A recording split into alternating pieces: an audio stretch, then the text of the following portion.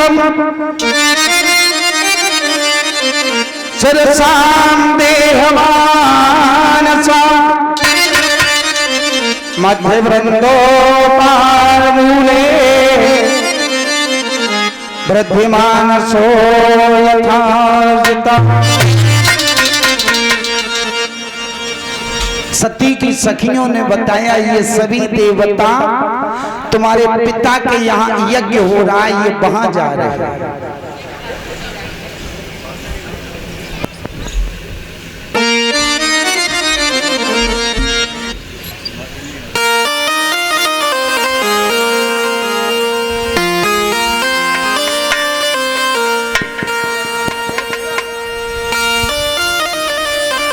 Hello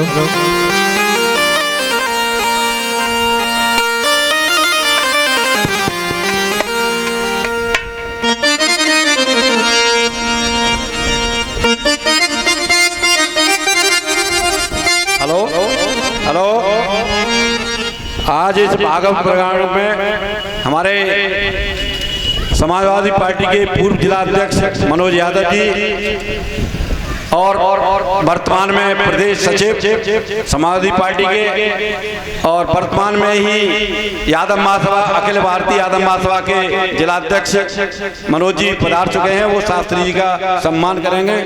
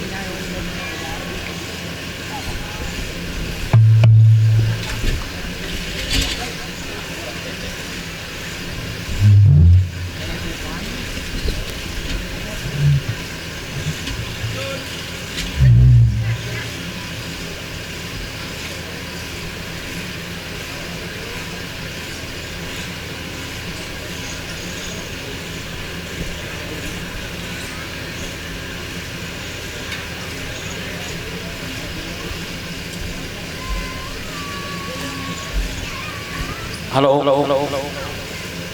हमारे बीच पधारे आदरणीय मनोज यादव अध्यक्ष जी आपके बीच अपने कुछ भागवत के अवसर पर कुछ अपने विचार रखेंगे। तो मैं सीधे बिना भूमिका के अध्यक्ष जी से कहूँगा कि स्वागत के बाद वो भी अपने समाज को कोई नई चेतना, क्योंकि युवा है, नई जोश है। अभी अखिलेश यादव जी ने बहुत बड़ी नई जिम्मेदारी दी, सिकंदराबाद विधानसभा का इन्हें प्रभारी नियुक्त किया है। सारे बहुत बड़ा भार दे रखा है पार्टी की तरफ से। वो आज हमारे बीच पधारे सिकंदराबाद में, सिकंदराबाद जनता की तरफ से और पूरी विधानसभा की तरफ से उनका हार्दिक स्वागत सम्मान करता हूँ। एक बार जोरदार तालियों से स्वागत करेंगे।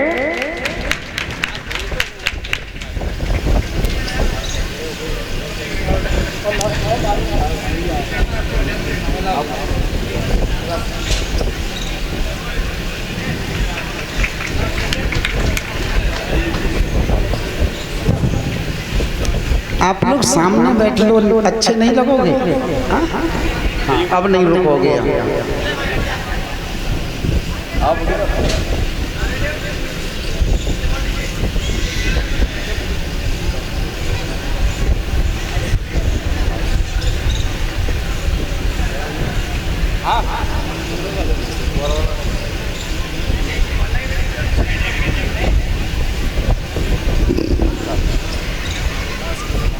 आज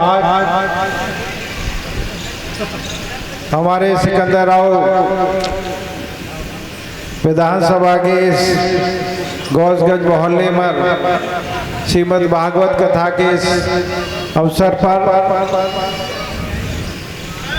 इस पंडाल में बैठे पिता तो आदरणीय बुजुर्ग, नौजवान साथी, हमारी माताएं, हमारी बहनें, प्यारे बच्चों, मैं अपनी तरफ से आदरणीय शास्त्री जी की उनकी पूरी टीम को बहुत बहुत बधाई और धन्यवाद देता हूं कि वो यहाँ 7 दिन तक श्रीमद् भागवत कथा सुनाने का काम कर रहे हैं और श्रीमद् भागवत कथा हम लोग सब लोग यहाँ बैठकर सुनते हैं।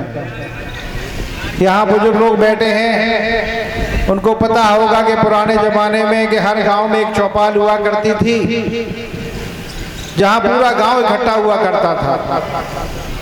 जाड़ों में वहाँ आग जलती थी तो पूरा गांव इकट्ठा होता था और वो कुछ सालों से वो देखने को नहीं मिलता है। लेकिन इस भागवत कथा के माध्यम से हमारे यहाँ के मोहल्ले के गांव के लोग तो जुड़ते ही हैं, अगल बगल के गांव के लोग भी यहाँ पर भागवत सुनने के लिए आते हैं। इस भागवत कथा से पुनः जो प्यार इसलिए हमारे आपके बीच में खत्म हो रहा था, उसको पुनः जीवित करने का काम श्रीमद् भागवत कथा के द्वारा किया जाता है। श्रीमद् भागवत कथा हमें सिखाती है कि हमें हमेशा सच्चाई के रास्ते पर चलना चाहिए, किसी की बुराई, किसी की भलाई, किसी का बुरा ना करना, हर एक के बारे में सच सोचना, अच्छा सोचना, ये श्रीमद् भागवत कथा हमें सिखाने का काम करती है। श्रीमद् भागवत कथा सुनने के अनेक लाभ, जो यहाँ श्रद्धालु आए हैं श्रीमद् भागवत का को श्रवण करने के लिए, सारी समस्याओं को, सारी संसारी समस्याओं को छोड़कर यहाँ पर 7 दिन तक जो भागवत कथा सुनेगा, उस भागवत कथा का ये प्रभाव होगा कि वो सारी समस्या धीरे धीरे उनके जीवन से दूर होने का काम इस श्रीमद् भागवत कथा के द्वारा होती है। श्रीमद् भागवत कथा हमें सिखाती है आपस में प्यार, प्रेम, बड़ों का सम्मान, बड़ों की इज्जत और आपस में जो मनमुटाव है घर आपस में, भाई भाई में है, घर घर में है। जो पुराने लोग कहते थे ना कि स्वर्ग कहाँ है, नरक कहाँ है, स्वर्ग भी यही है और नरक भी यही है। जब परिवार में संस्कार होते हैं, एक दूसरे का हम लोग सम्मान करते हैं। हमारी माताएं बैठी हैं या बहुएं बैठी होंगी, जब सास अपनी बहू को बेटी मान ले, बहू अपनी सास को अपनी माता मान ले, भाई अपने भाई का सम्मान करे, बेटे अपने पिता माता पिता का सम्मान करे, तो यही कोई परिवार स्वर्ग होता है। और जहाँ कलह होती है, कलेश होती है, वही खराब काम परिवार में होता है, उसी को हम लोग नरक कह सकते हैं। तो मैं सभी लोगों से यही निवेदन करना चाहूँगा कि माताएं बहनें, हमारी संख्या ज़्यादा है, कि जो यहाँ आप 7 दिन तक आप आते हो, श्रीमद् भागवत का सुनते हो, उसको अपने जीवन में उतारने का भी प्रयास करें। अगर आपने उसको में कुछ चीज़ें भी 7 दिन में, हमने 7 चीज़ें भी आपने जीवन में उतारने का काम कर लिया, तो मैं निश्चित रूप से बताता हूँ कि आपका जीवन खुशहाल होगा, कोई सब सारी समस्याएं दूर होंगी। यही श्रीमद् भागवत कथा का मूल मंत्र है।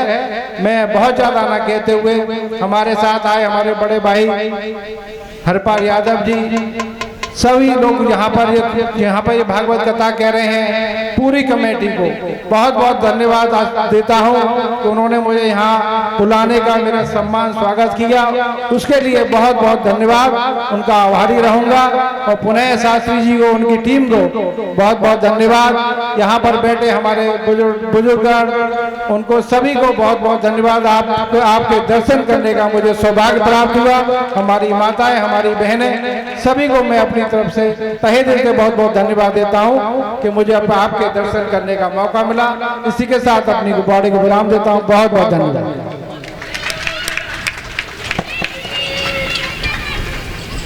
बोलिए।